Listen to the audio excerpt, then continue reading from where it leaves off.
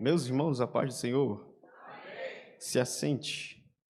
Evangelho segundo escreveu Marcos, capítulo de número 6, versículo 45 a seguir. Jesus está aqui, irmãos. Evangelho segundo escreveu Marcos, capítulo de número 6, versículo 45 a seguir. Eu confesso que eu estou com as pernas tremendo aqui hoje, irmã Marta.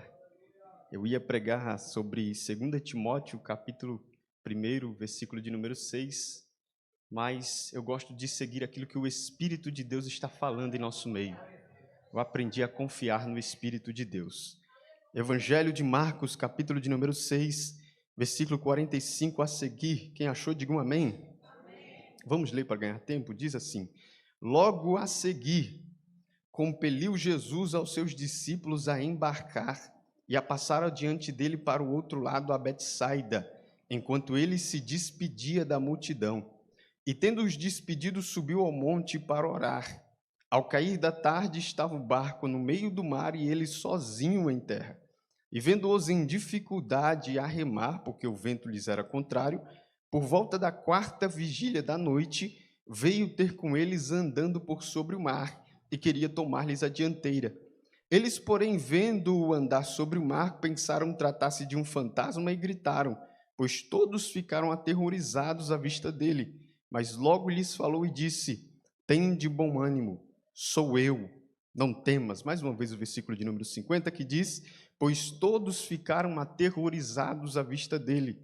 Mas logo lhes falou e disse: tende bom ânimo, sou eu, não temas. Você pode dar um glória a Deus para essa palavra?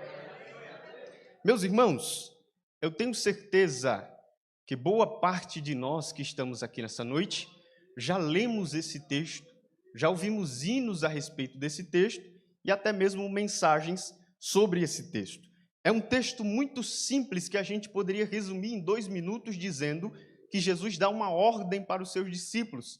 A ordem é: vocês vão descer do barco, vão descer do monte, vão entrar num barco, vão em direção a Betsaida, eu vou me despedir da multidão e depois vou orar.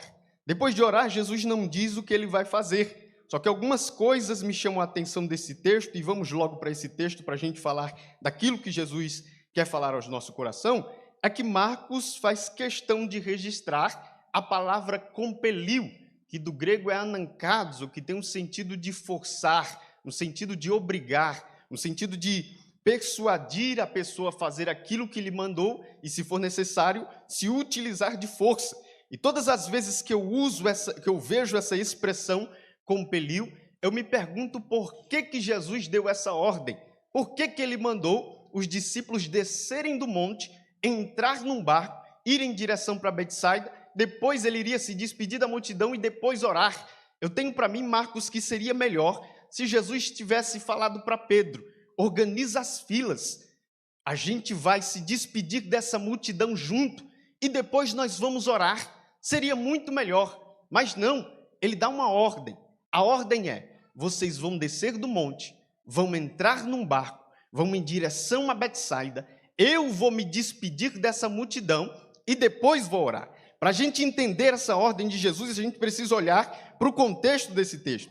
E o contexto desse texto é um dos maiores milagres de Jesus e mais notáveis. Jesus faz a primeira multiplicação de pães e peixes, e os discípulos observaram esse milagre, e também a multidão que estava ao redor de Jesus, ao ponto de João, narrando o mesmo episódio, ele dizer que a multidão, Luiz, que estava ao redor de Jesus, por conta desse milagre, queria levantar Jesus como rei, arrebatá-lo antes do tempo. É por isso que Jesus pensa e diz: vocês vão descer do monte, vão entrar num barco, vão em direção a Betsaida, eu vou me despedir dessa multidão que quer me levantar como rei antes do tempo e depois vou orar. Então observe, o propósito de Jesus aqui é livrar eles de um desvio, é livrar eles de um pecado. Por quê? Se eles veem os discípulos e aqueles que estavam ao redor de Jesus levantar ele como rei antes do tempo,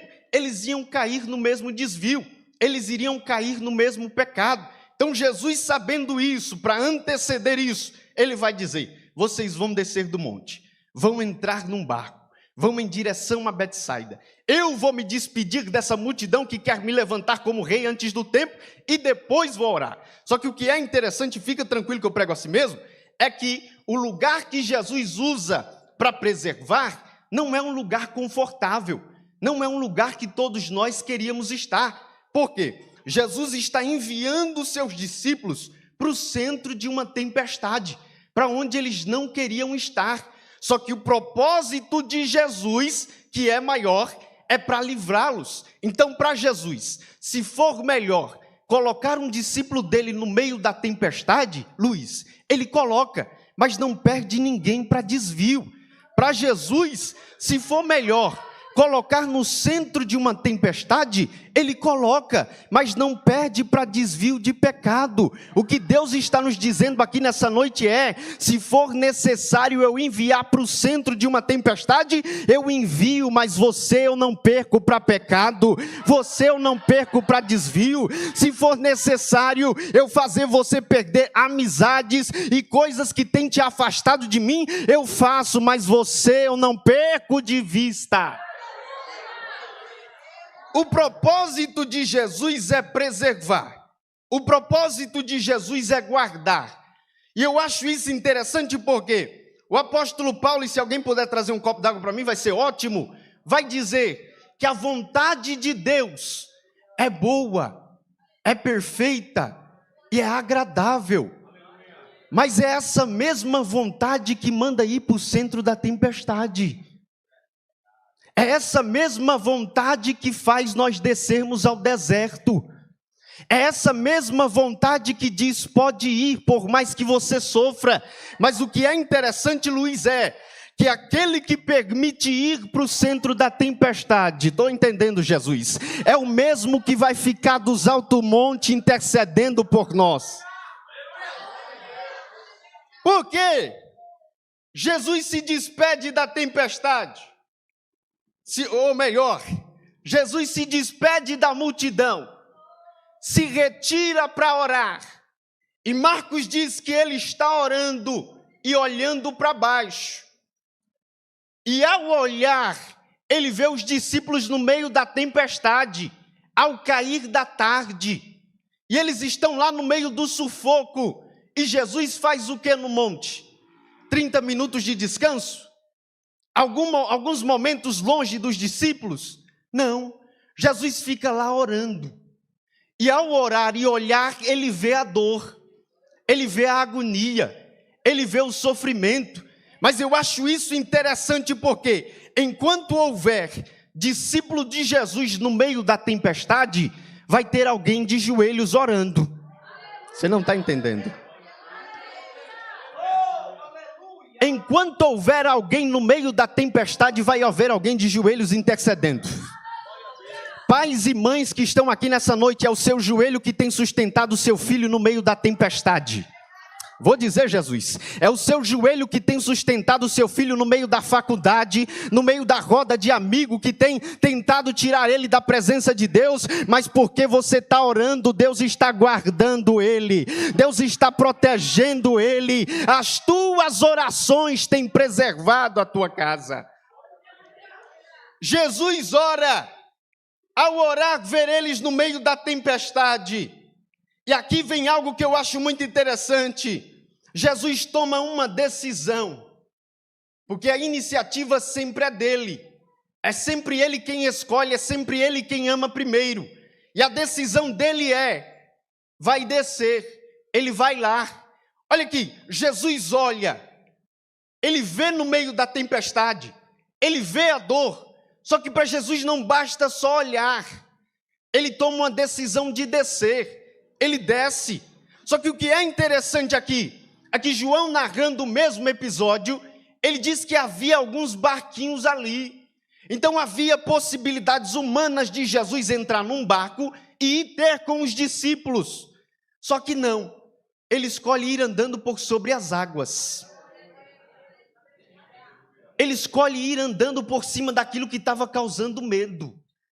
Eu acho isso aqui interessante porque para Jesus não basta só olhar, para Jesus não basta só descer, para Jesus não basta ver as possibilidades humanas, ele vai andando por sobre as águas. E isso daqui é interessante porque Jesus está dizendo: eu vejo, eu desço, e eu sei que eu posso enviar quem está do seu lado para te ajudar, mas eu mesmo vou ir ter com você. Você não está entendendo? O que Jesus está nos dando aqui nessa noite é algo fantástico. Ele está nos dizendo que contempla a nossa dor. Ele está dizendo que escolheu descer. Ele está dizendo que poderia usar inúmeras possibilidades para nos abençoar essa noite, mas ele preferiu descer no Vila Iase. Ele preferiu andar por sobre as águas nessa noite para mostrar para você que ele ainda se importa contigo. Jesus vai. E a outra coisa que eu acho interessante aqui é que ele chega perto do barco. Os discípulos olham para ele, eles estão com tanto medo que confunde solução com problema, confunde Jesus com tempestade. Só que, quando Jesus chega perto, Marcos diz que ele está a ponto de tomar-lhes a dianteira, ele está a ponto de passar à frente. E o Jesus que eu conheço não passa e vê a dor e vai embora. O Jesus que eu conheço, ele passa a ver o choro e coloca as mãos para enxugar. O Jesus que eu conheço, ele passa a ver o sofrimento e tenta resolver e resolve porque consegue. Só que o que eu acho interessante aqui é que essa não é a primeira tempestade. Fica tranquilo que eu prego assim mesmo, o meu problema não é com barulho, é com uma mensagem pregada. O que Jesus está fazendo aqui é que essa não é a primeira tempestade. Essa já é a segunda tempestade que os discípulos enfrentam. A primeira tempestade, eu sei que vocês são bons de Bíblia, Jesus está onde? Na polpa do barco. A tempestade começa, eles ficam com medo, correm até Jesus e pedem: Senhor, acalma essa tempestade. Ele diz: homens de pequena fé, e acalma a tempestade. Só que essa que nós lemos, Jesus não está no barco. Jesus fica onde? No monte orando.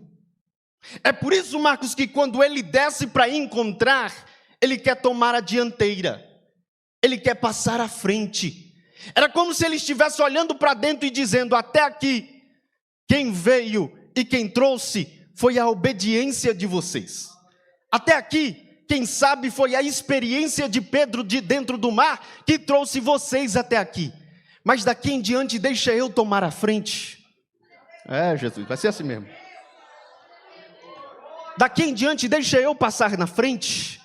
Eu gosto disso porque quando Jesus não é na frente, ele quebra o arco, ele corta a lança, ele queima os carros no fogo e ainda diz para nós: aquietai-vos, aquietai-vos, aquietai-vos e sabeis que eu sou Deus. Deus está dizendo: está na hora de eu tomar o controle da sua vida, está na hora de eu entrar na frente, está na hora de eu começar a escolher quem anda e quem não anda com você.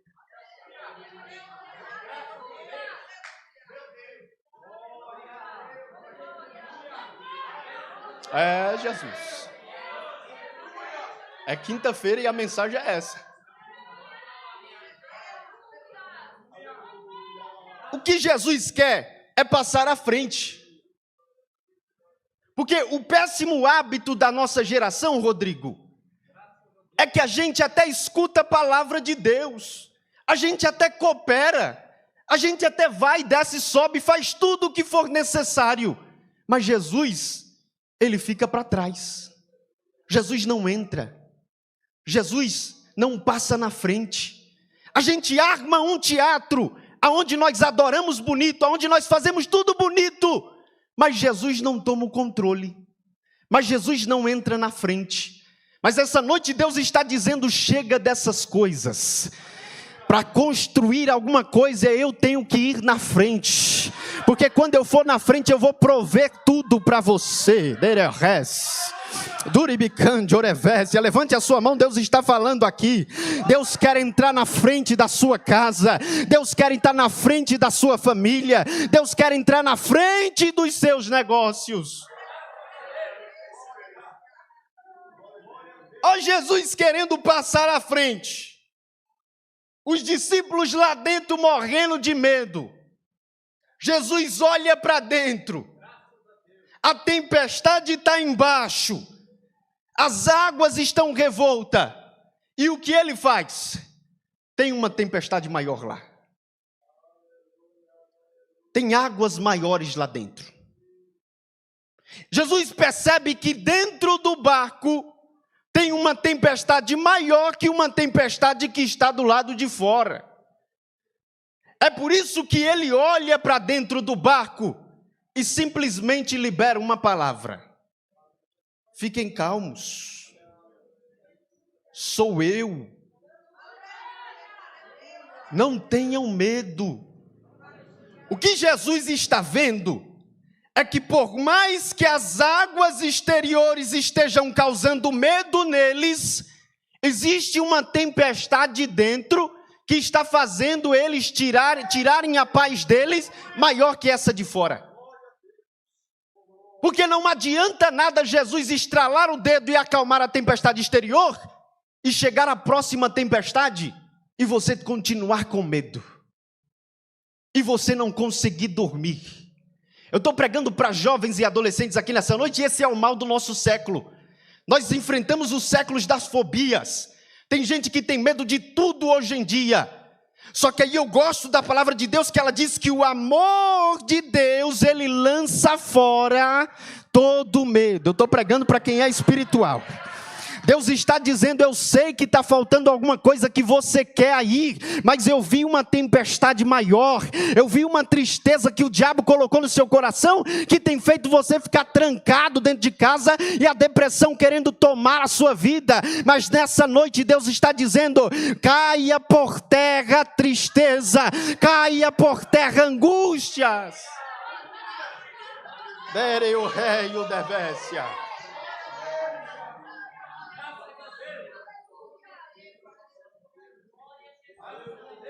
A tempestade que Jesus vê é maior. Eu acho muito interessante esse texto aqui, porque o que causa o medo é exterior, e o que eles veem que querem que acalme é o exterior. Então, para Jesus acalmar aquilo, ele não precisava nem descer e andar sobre as águas, e estralava um dedo e estava tudo bem. Mas não, ele desce, ele vai até eles, ele chega perto do barco, e como que acalma a tempestade? Jesus libera uma palavra. A palavra que Jesus liberou não acalmou a tempestade. A palavra que Jesus liberou, ela tranquilizou eles. Ela deu paz para eles. Porque a palavra de Deus, ela direciona, ela capacita, ela tranquiliza, ela dá direção. Mas então o que é que acalma a tempestade? Vai ser assim mesmo, Jesus. O que é que faz Jesus entrar nesse cosmos, nessa natureza e interferir nas leis naturais? O que é que faz? É simples e eu vou desenhar. É como se aqui tivesse o barco. A tempestade ainda está revolta. Jesus está falando com os discípulos e a água ainda está bramindo. Ele libera uma palavra e acalma o coração deles. E para acalmar essa tempestade que está na órbita natural de vida, ele simplesmente faz isso aqui. Com licença, Pedro. Com licença, Tiago. Com licença, Bartolomeu. Como é que vocês estão aí, Pedro? Você não entendeu, né? Para Deus intervir nessa órbita, nessa terra, nesse mundo que nós vivemos, é simplesmente trazermos ele para dentro. É simplesmente deixar ele entrar. Dere o rei o deves. O que Deus está dizendo para nós aqui hoje é que a presença dele dentro é prioridade. A presença dele é que estreita laços. Vou falar, Jesus. A presença dele é que reconstrói as coisas. Não tem nada que não se conserte se Jesus não entrar para dentro, se Jesus não aparecer. O que Deus está dizendo é, nesse ano de 2024, Deus vai descer na nossa casa, Deus vai entrar na nossa família, Deus vai entrar nesse grupo de jovens e adolescentes e vai fazer acontecer. A presença de Deus é tão importante que homens importantes do tempo de Jesus, mesmo sabendo que eles seriam renegados pela sociedade, ouviram falar que Jesus curava, que Jesus mexia na órbita da terra.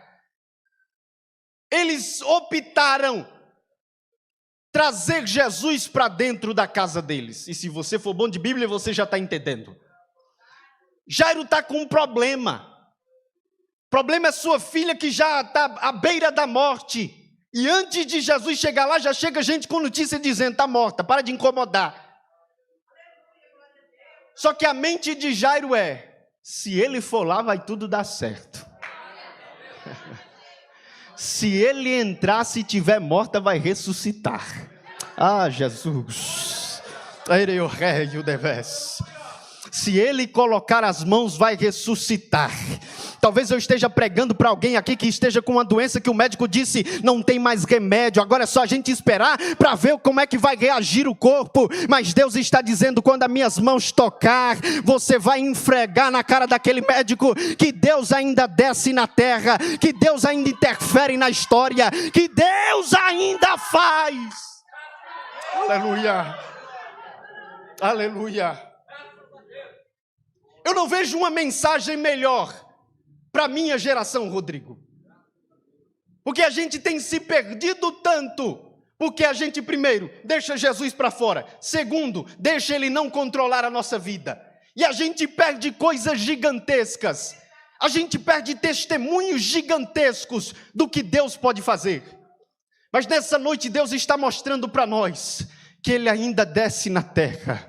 Ah, Jesus. Que Ele ainda intervém na história. Quem está pregando para você aqui já ouviu uma palavra que disse que aos 18 não iria sair da cadeia, mas Jesus resolveu descer. Jesus resolveu entrar dentro das bocas e das vielas e chamar para a sua palavra. Deus está dizendo, eu tenho poder para fazer na sua vida. Pelo amor de Deus, se coloque de pé pela permissão dos pastores.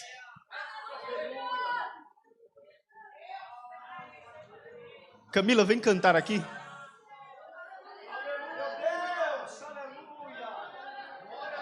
Dei o rei o devas.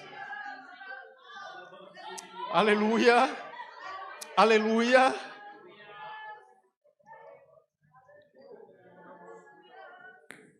É simples, mas é o que tem para hoje. Dei o rei o deis. Curve a sua cabeça, vamos orar. Eu estou sentindo Jesus aqui. Aleluia. Deus, a tua palavra foi pregada. Deus, nós ouvimos a tua voz. Deus, nós estamos aqui nessa noite. E o Senhor conhece o nosso coração. Deus, eu sei que o Senhor não precisa de multidões para operar. Meu rei, Senhor, eu sei que o Senhor não precisa de muita gritaria para operar. Mas eu quero ser fiel à tua palavra, Jesus. Eu quero pedir ao Senhor agora, Deus, mostra para esse jovem, mostra para essa jovem, ó Deus, que o que o Senhor tem é maior. Mostra que o que o Senhor tem é maior que os pratos que o diabo tem oferecido na mesa. Mostra para nós que o Senhor ainda opera em nosso meio, Jesus. Aleluia. Continue orando, continue orando.